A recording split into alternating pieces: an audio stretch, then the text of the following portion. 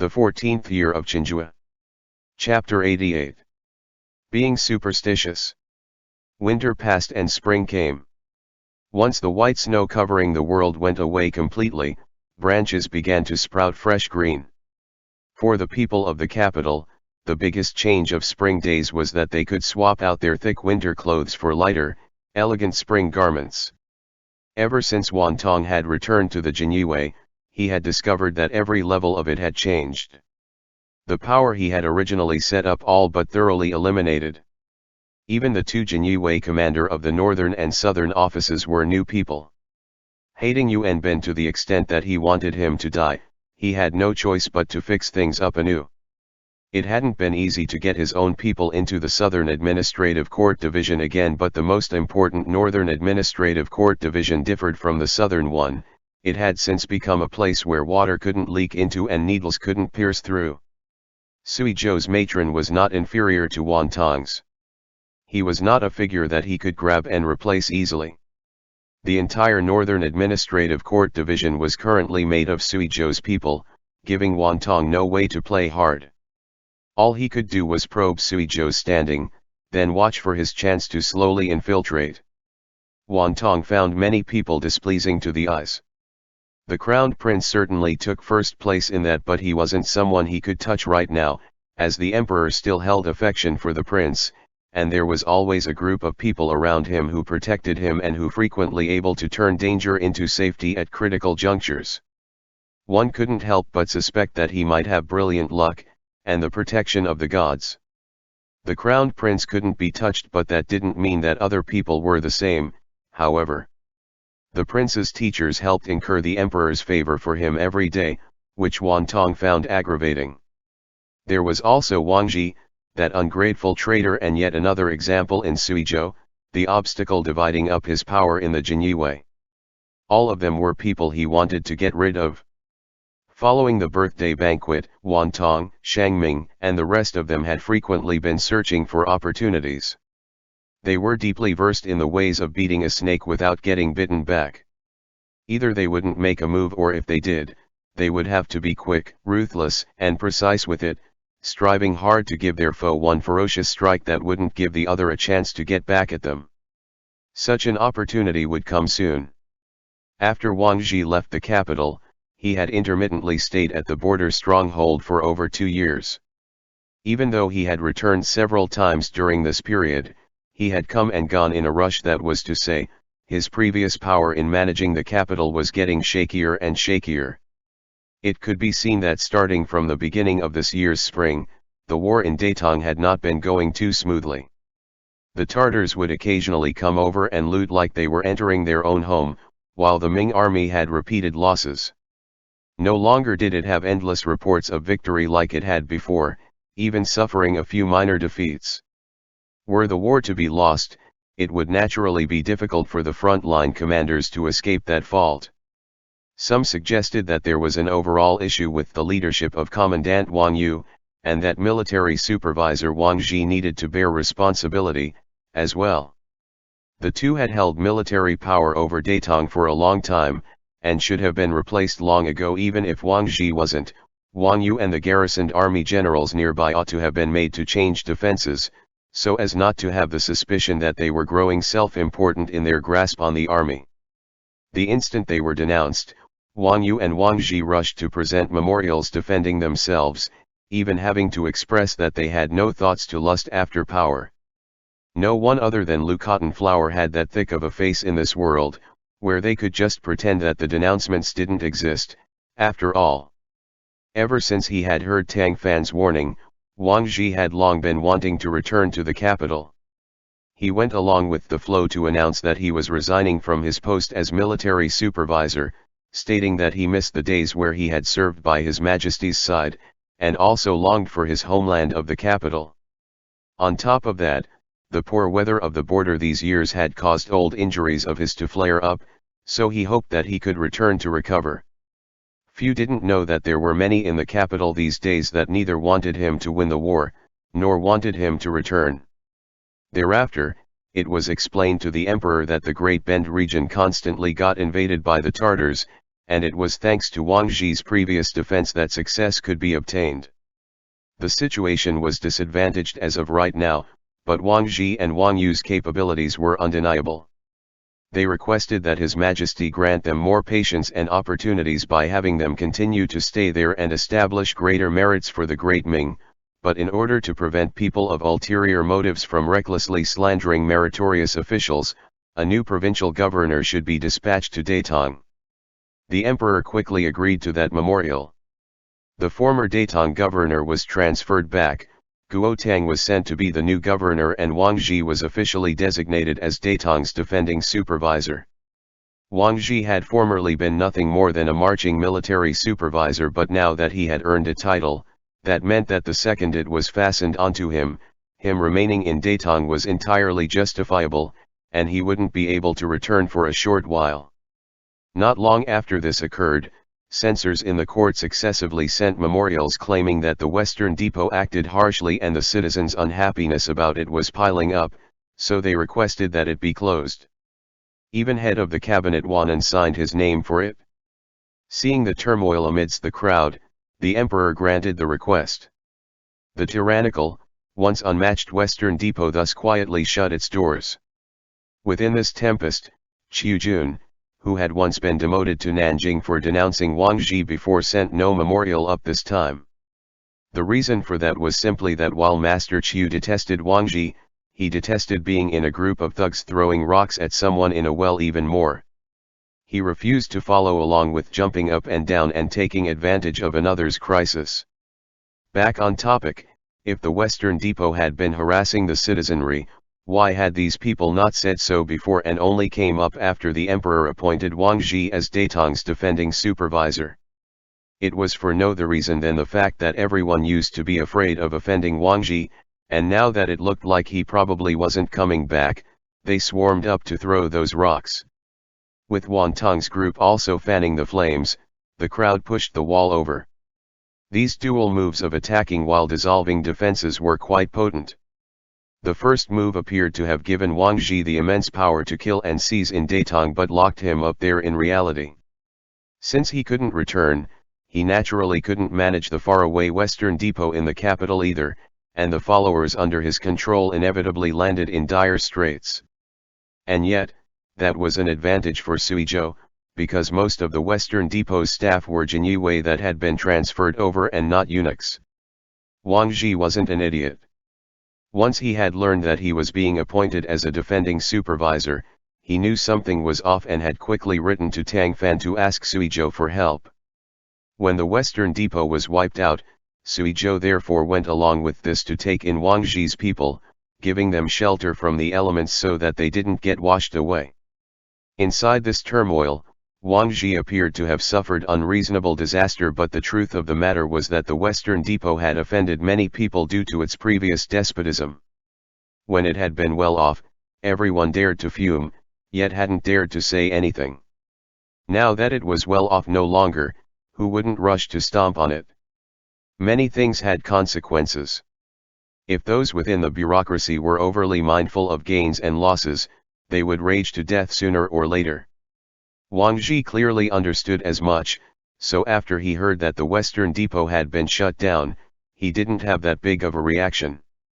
However, there were rumors on the streets that said that when news had reached Datong, eunuch Wang had broken a couple of cups out of anger, and worn his mouth out swearing things out like, "Those bastards. This one's going to get them back someday." Those were only rumors, though, and listeners would stop at a laugh, not taking it seriously.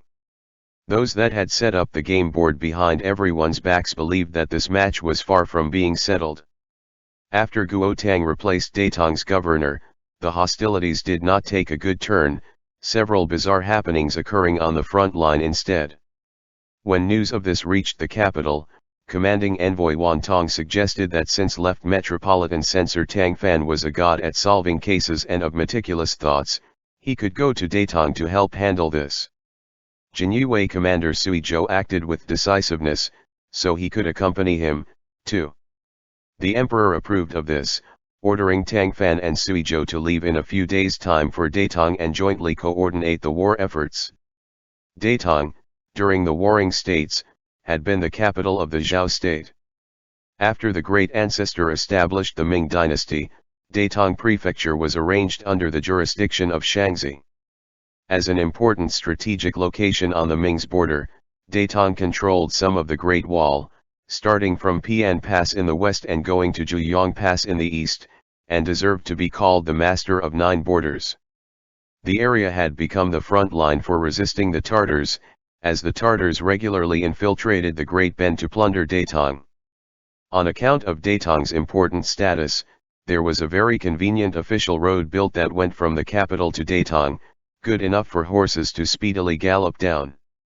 The two localities were less than 1,000 miles apart, so if the horses were ridden a little faster, one could get there in about 2 days. Run your mouth before, run on broken legs after. Tang Fan hadn't expected that while he was sitting at home, a calamity would fall down from the sky, sending him to Datong for no good reason to go eat sand. He was aware that since he had offended Wan Tong, the other would inevitably find a way to retaliate.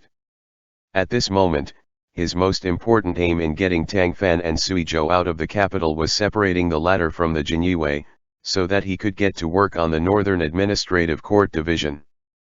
As for Tang Fan, he was only a subsidiary. Even if this was understood, it was no use. Imperial decrees could not be declined. In spite of Sui Zhou's favor, he, too, had to pack up his things and get on the road with Tang Fan. Sui Zhou's leaving meant, in Wan Tong's view, that the Northern Administrative Court Division was a crowd of dragons with no leader, and would coincidentally be easy for him to reorganize. Against his expectations, though, Sui Zhou had long made the arrangements. On the eve of his departure, he took an imperial audience, saying that since he would be in Datong, it would likely be very difficult to multitask if anything happened in the Northern Administrative Court Division. He requested the emperor's consent in allowing him to recommend 2 people to temporarily take up Jinyue commander's position and lead the office. Of those 2, one was Xueling, and the other was a man with the slightly strange name of Mu Bin. There was only supposed to be one Jinyue commander, but Sui Zhou knew that his subordinates didn't have enough qualifications, so no matter who took his place in leadership, they would be a lone piece of timber finding difficulty in supporting a whole building, to be quickly suppressed by Wan Tong the instant he left. Such was why he had intentionally put forth 2 people, to have them jointly take command of the office. The emperor naturally agreed to his request. Wan Tong hadn't expected that Sui Zhou would do such a thing.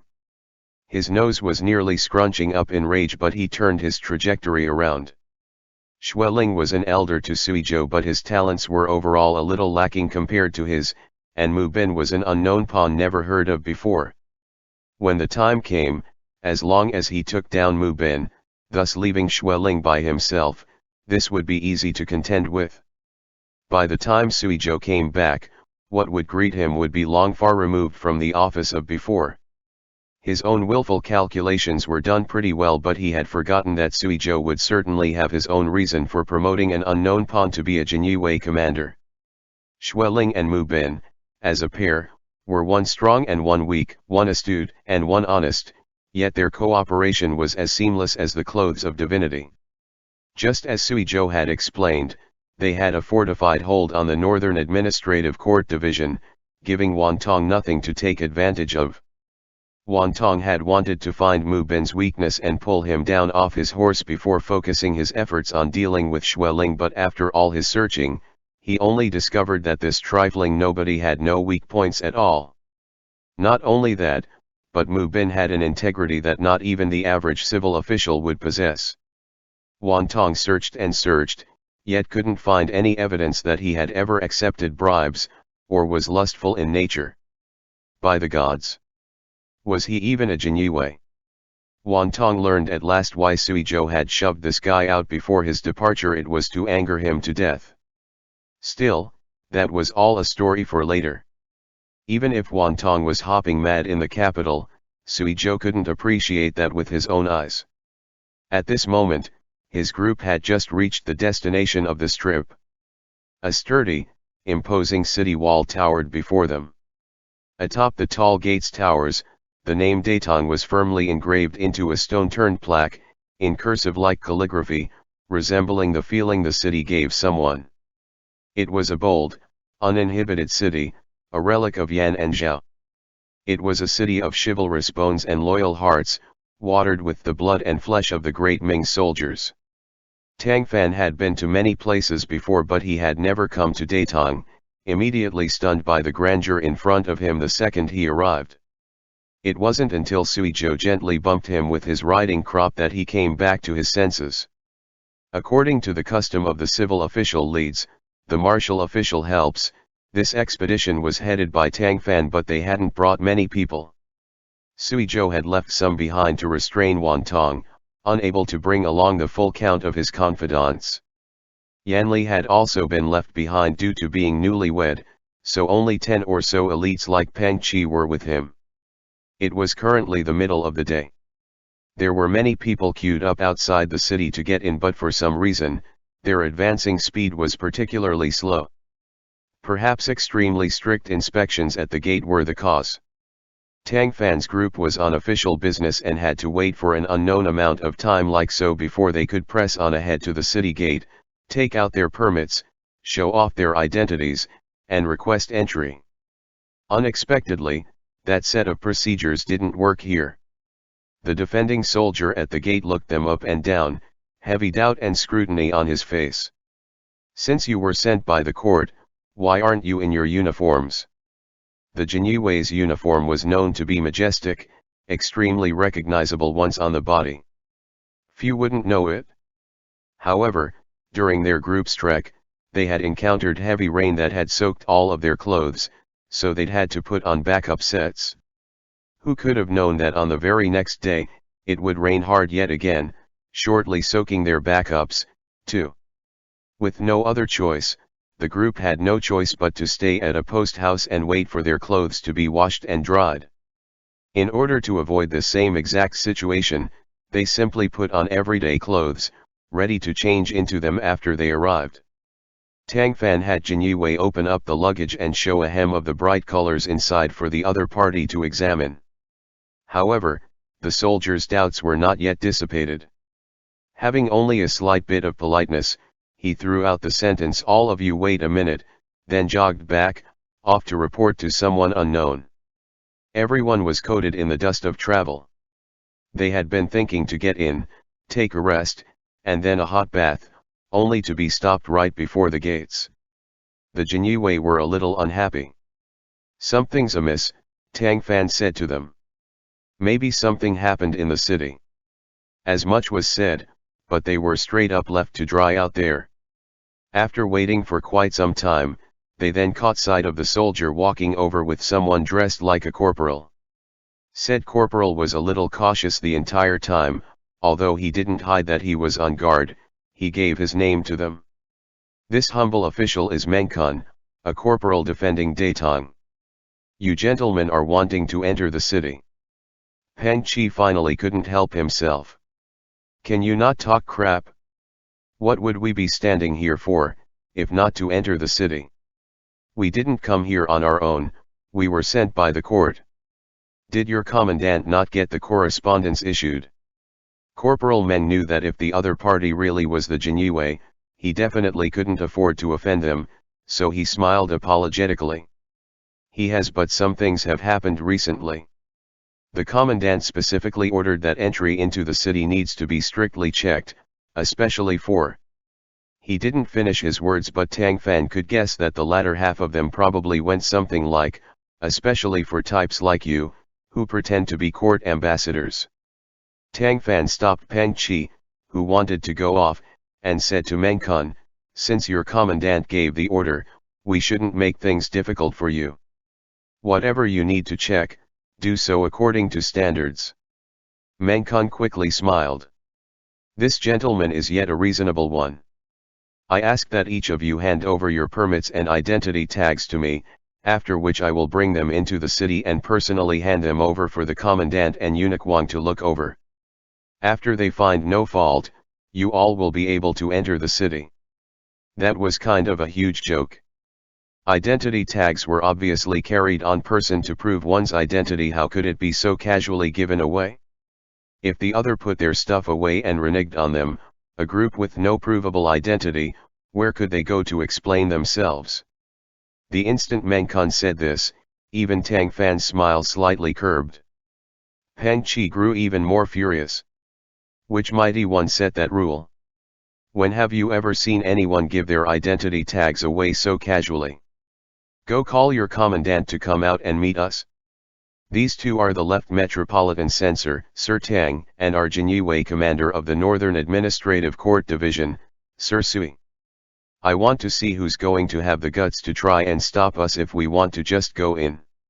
Hearing of the two's posts, Meng Xi's complexion finally paled.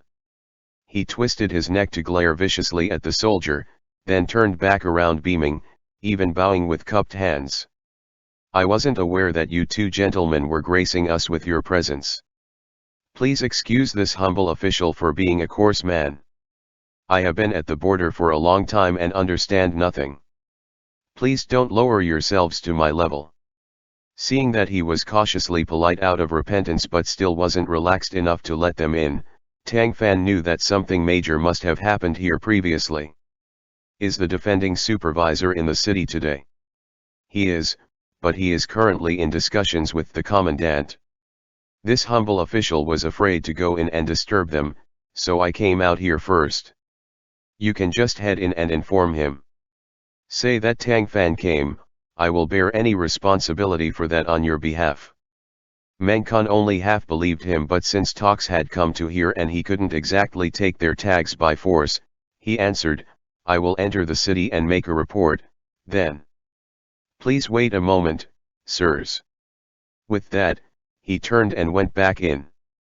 Likely because he had made a separate account in private.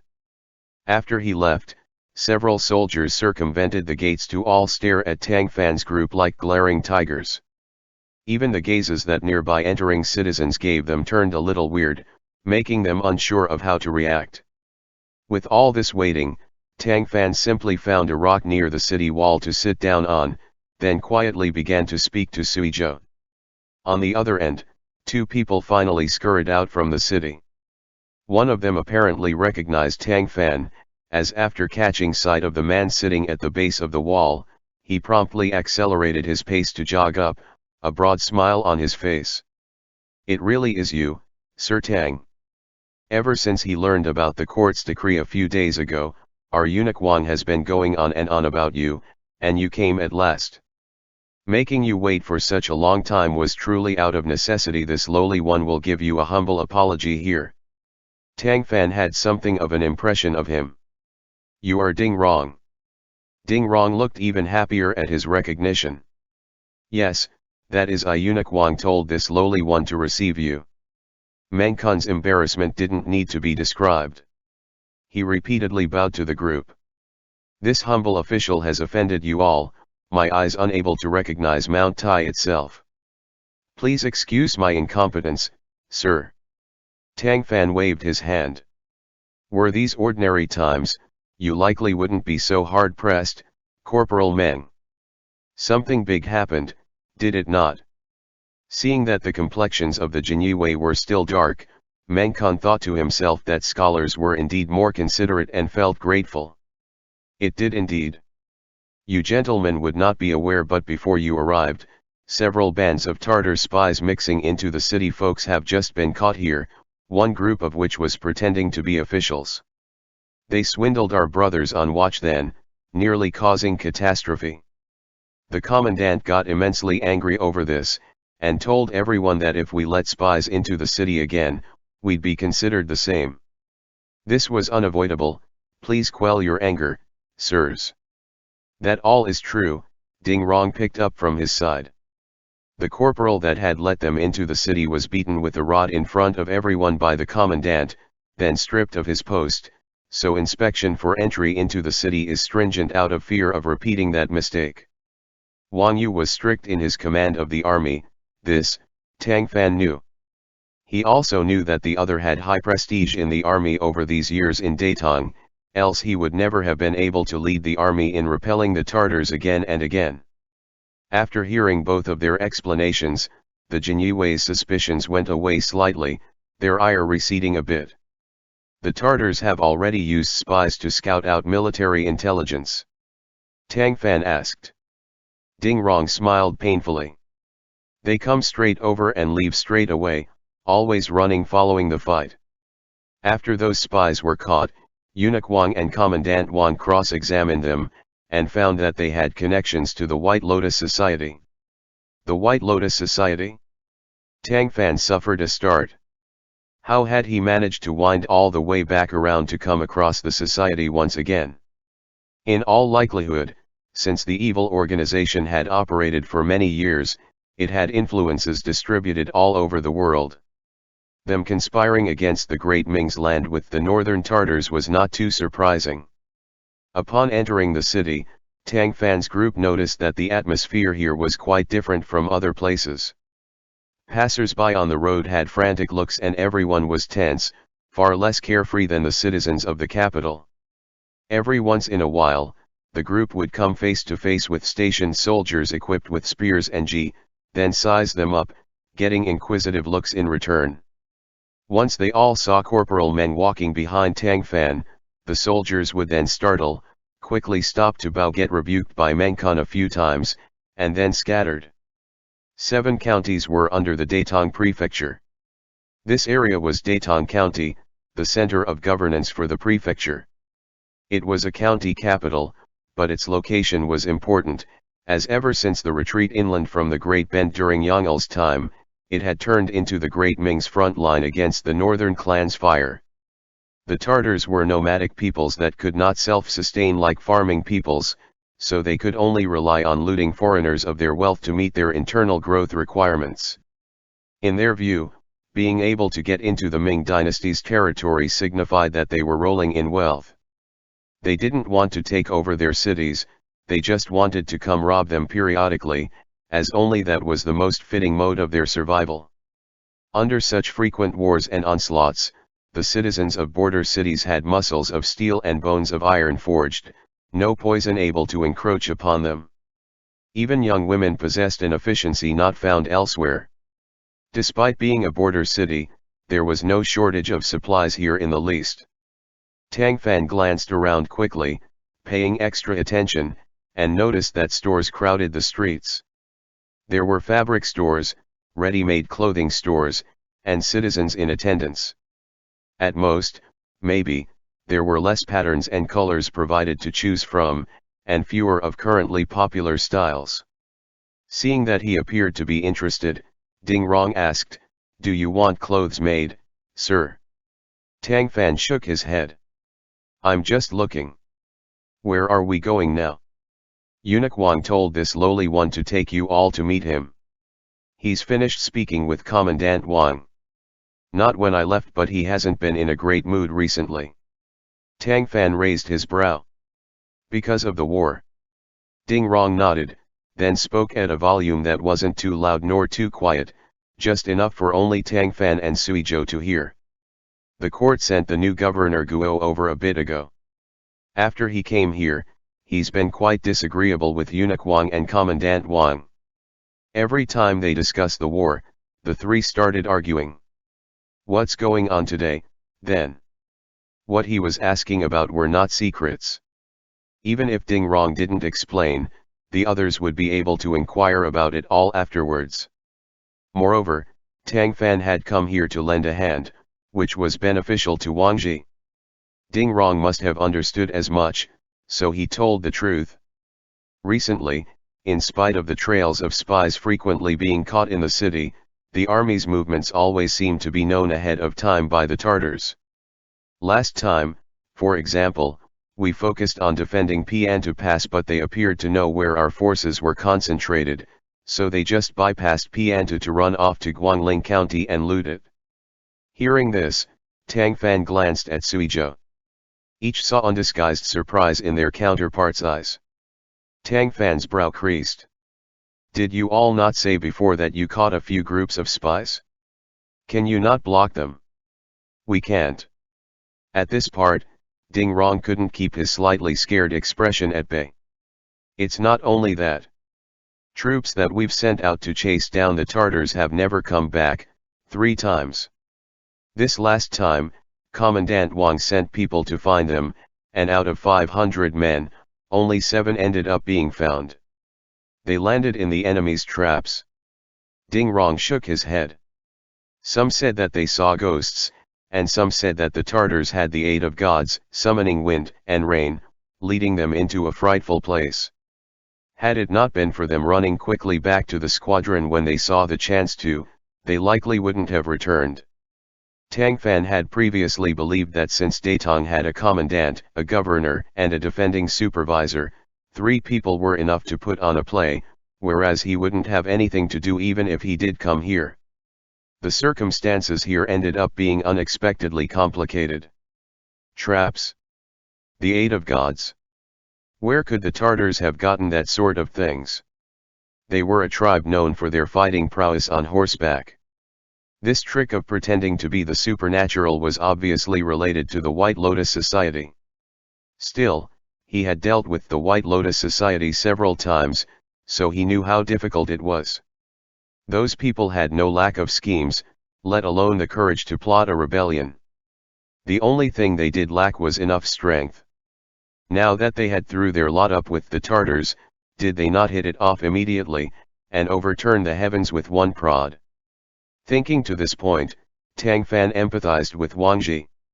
Eunuch Wang was indeed unlucky.